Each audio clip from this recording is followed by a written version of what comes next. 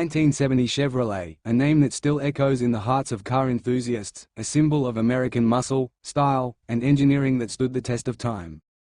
The roads were different back then, the music louder, the spirit freer, and at the center of it all was the 1970 Chevrolet, commanding attention with every turn of the key and every growl of its engine. This was not just a car, this was a declaration of identity, a testament to an era that prized craftsmanship, power, and the kind of beauty that doesn't fade. Whether it was the Impala, Chevelle, Camaro, or El Camino, each 1970 Chevrolet carried with it a signature look and a roar that could turn heads from blocks away. AK Cars Drive brings you a full experience of the 1970 Chevrolet legacy, where nostalgia meets performance and the echoes of the past still burn rubber into the future. Starting with the 1970 Chevrolet Chevelle SS 454, one of the most powerful muscle cars ever created.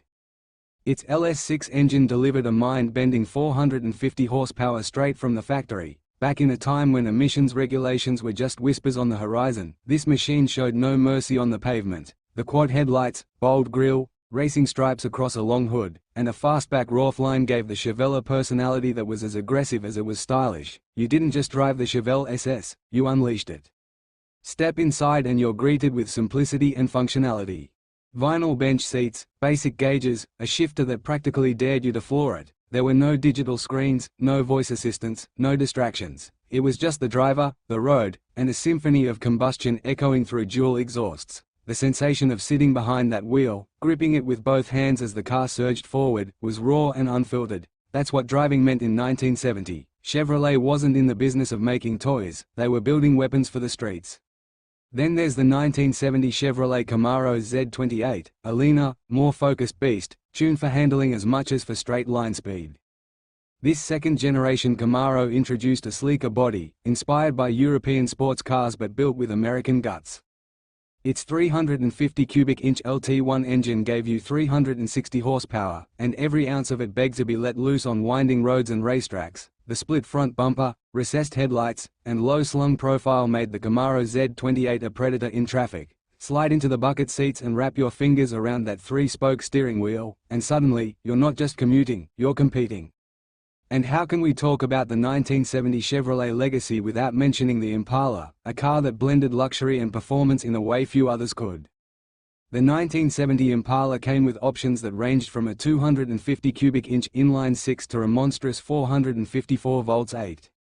It could be a family cruiser or a dragstrip sleeper depending on how you ordered it. Long, low, and wide, the Impala exuded presence. Its rear fenders were smooth and pronounced, its taillights embedded in a chrome panel that stretched the width of the trunk. Inside, you got space, comfort, and a dashboard full of analog charm. The Impala was Chevrolet's way of saying you didn't have to choose between muscle and elegance, you could have both.